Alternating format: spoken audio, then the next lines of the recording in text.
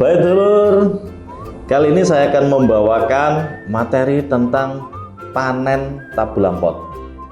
Masa berbuah adalah saat yang paling ditunggu-tunggu oleh pembudidaya tabu lampot. Setelah menunggu beberapa tahun lamanya, jika melihat tanaman tabu lampot kita ini berbuah, kok rasanya terbayar ya, terbayar sudah jerih payah yang kita lakukan selama ini, mulai dari awal penanaman hingga menunggu masa berbunga dan akhirnya muncul buah. Ini hal yang sangat ditunggu-tunggu dan pastinya akan ada kebanggaan tersendiri bagi kita sebagai pembudidaya tabu lampot. Nah, kadang kita ini masih bingung ya, bagaimana ciri-ciri buah yang sudah siap untuk dipanen. Kali ini saya akan mengulas satu persatu dari beberapa tanaman tabu lampot yang sering dibudidayakan.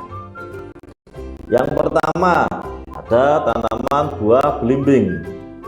Belimbing madu ini mampu berbuah sepanjang tahun, tetapi panen besar biasanya hanya dilakukan 3-4 kali dalam setahunnya.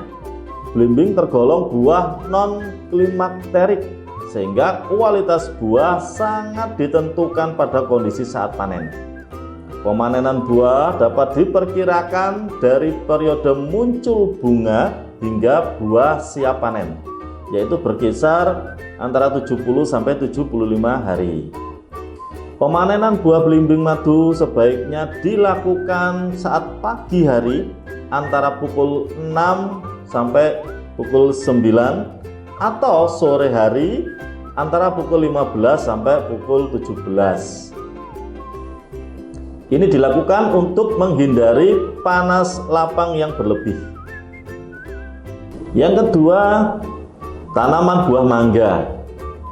Tanaman buah mangga hasil okulasi akan berbuah pada umur kurang lebih antara 2-3 tahun, tergantung dari jenisnya.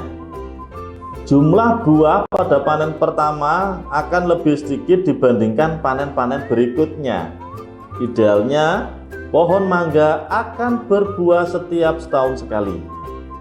Untuk mempertahankan kualitas buah, sebaiknya petik buah sebelum masak dari pohonnya. Jika terlalu masak, maka buah akan jatuh sendiri dan tentu akan berpengaruh pada kualitas buah itu sendiri. Gunakan pisau atau gunting yang tajam untuk memotong buah dari tangkainya. Selanjutnya, simpan buah di tempat yang sejuk dan bersih. Yang ketiga, tanaman jambu air. Nah, tanaman jambu air tabu lampot akan mulai berbuah pada umur kurang lebih 1 tahun. Bunganya berbentuk malai. Buah jambu air berbentuk seperti bohlam lampu dengan daging buah lunak serta mengandung banyak air. Rasanya tentunya bervariasi ya, mulai dari manis, masam, sepet, dan mungkin campuran ketiganya ini. Untuk mencegah buah jambu air dari serangan penyakit dan hama, sebaiknya lakukan pembungkusan buah. Pembungkusan dapat dilakukan dengan menggunakan plastik putih atau plastik khusus pembungkus buah. Yang keempat, tanaman buah jeruk. Umur buah atau tingkat kematangan buah yang dipanen, kondisi saat panen, dan cara panen ini merupakan faktor terpenting yang mempengaruhi mutu buah jeruk itu sendiri. Umur buah yang optimum untuk dipanen adalah sekitar 8 bulan saat bunga mekar. Ciri-ciri buah yang siap dipanen, jika dipijit ini tidak terlalu keras ya. Kemudian bagian bawah buah jika kita pijit terasa lunak, dan jika dijentik dengan jari ini tidak berbunyi nyaring. Warnanya menarik ya, muncul warna kuning untuk jeruk siam, dan kadar gula ini minimal 10%. Kadar gula dapat ditentukan dengan menggunakan alat yang namanya hand refractometer. Yang kelima, tanaman buah kedondong. Tanaman kedondong dapat berbuah setelah berumur 3 tahun sejak ditanam. Buah muda, kulitnya ini dia berwarna hijau pekat. Ciri buah siap panen adalah buah berukuran maksimal, padat, serta kulitnya berwarna hijau kekuningan. Nah, buah ini umumnya matang setelah 6-8 bulan sejak bunga mekar. Pemanenan dapat dilakukan secara bertahap dengan cara memetik buah yang matang. Sedangkan buah yang belum matang dan masih kecil tidak perlu dipetik, biarkan saja pada pohonnya. Dengan cara ini, buah yang belum matang dan masih kecil nantinya akan bertambah besar sehingga kita bisa memanen buah kedondong secara kontinu atau berkelanjutan. Yang keenam, tanaman buah sawo. Nah, tanaman buah sawo ini dia akan berbuah saat umur sekitar antara 1-2 tahun. Ciri-ciri tanaman buah sawo yang siap dipanen, yang pertama, buah sawo yang sudah tua dia mempunyai ukuran maksimal.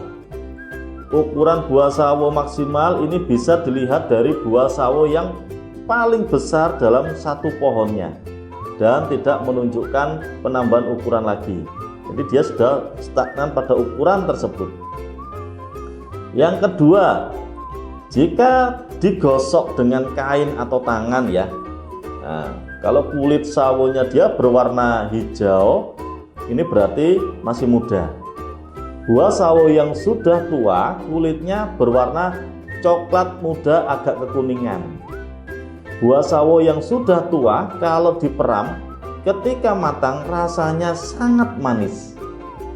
Kalau muda diperam kurang manis dan rasanya sepat ya. Ada rasa sepat-sepatnya. Yang ketiga, ketika dipetik, buah sawo yang masih muda akan sulit terlepas dari tangkainya. Sedangkan yang sudah tua, mudah dipetik dan terlepas dari tangkainya. Dan yang paling kentara, kalau buah sawo ini sudah tua, kadar getahnya dia lebih sedikit. Baik dulur, itulah tadi materi terakhir dari rangkaian budidaya tabu lampot. Semoga bisa membawa berkah dan sukses buat kita semua. Terima kasih.